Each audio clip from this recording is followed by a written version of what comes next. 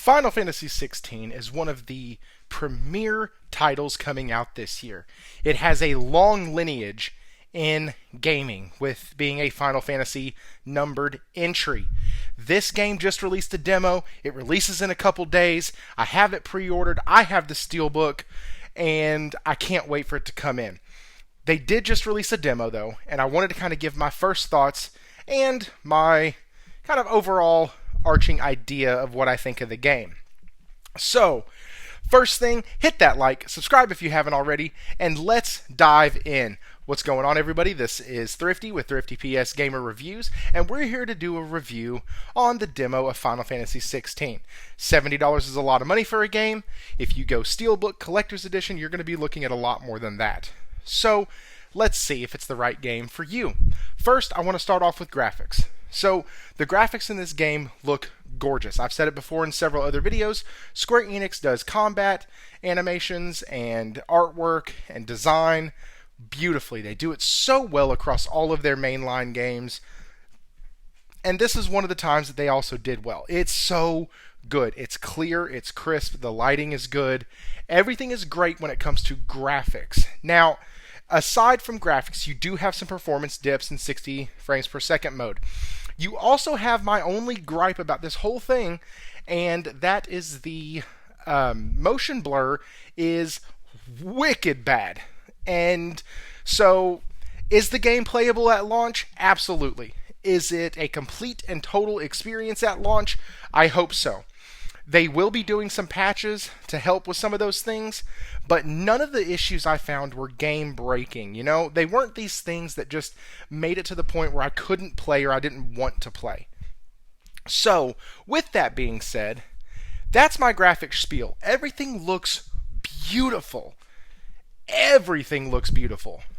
And the fight between Shiva and Titan in the demo was a chef's kiss to animations in gaming.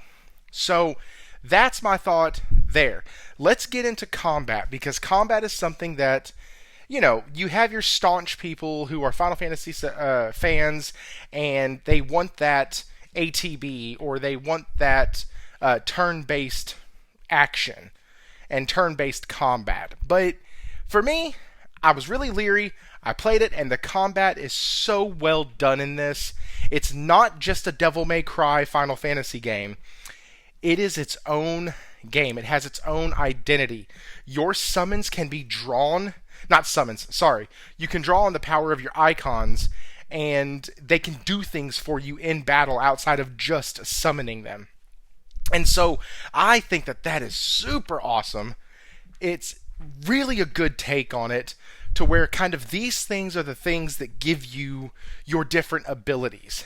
And so, I really appreciate that. I like the way they're using the icons in this, because I felt like the summons were kind of forgotten in Final Fantasy 15. They were kind of an afterthought that would only come and help every once in a while. But this game, they are forefront. Every kingdom has a dominant that controls a icon, and so really, really well done in that regard. Also, the combat, I was talking about motion blur earlier. In the combat, there is nothing like that in the slightest. It runs a buttery smooth in combat, and it looks so good. I have experienced zero issues in it. The other thing I want to touch on is the story, because one of the questions circling around is this still a Final Fantasy game, right? It doesn't have turn-based, it's more medieval.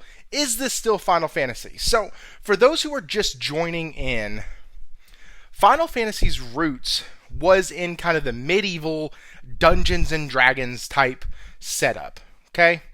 And so because of that, what we have is a game that's kind of going back to its roots.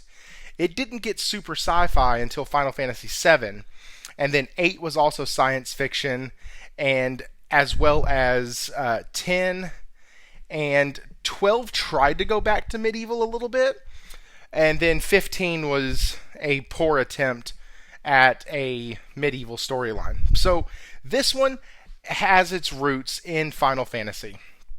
And anybody who's played it is going to know and be able to look at it and go, wow, yeah, this is 100% a Final Fantasy title. So that's my thoughts on that aspect. The story is so drenched in Final Fantasy isms that you can't help but know that you're playing a Final Fantasy game.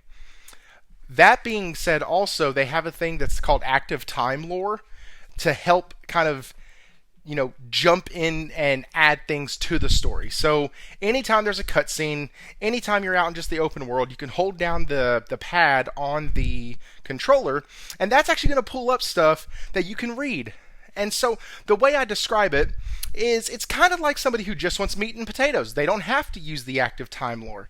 But somebody who wants the bread and the honey butter and the rolls and the salad and the soup and then the meat and potatoes, and then they also want that dessert, they can dive into the lore of this world so much and get so much out of it.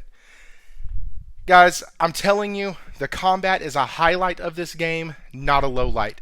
The storytelling is a highlight. And then what Final Fantasy has come to be known for, I might edit that out, has come to be known for is the fact that their music is so good. Guys, I cannot explain it, but this is one of the first albums that I've actually wanted to buy. One of the first soundtracks that I've been like, I want this because I want to listen to this while I'm at work. It's so good, so gorgeous. Everything combined makes this game a Final Fantasy game. And everything that I have mentioned builds my hype to play the whole game. I know there's some people out there on the fence. I'm telling you, $70, this game is going to be 100% worth it.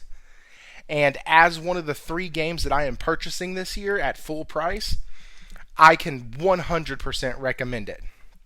So guys, I hope this has helped. I hope I've touched on a few things that you were wondering about. Oh, real quick, there's such a good level of care given to this game that one of the things I want to mention is the HUD.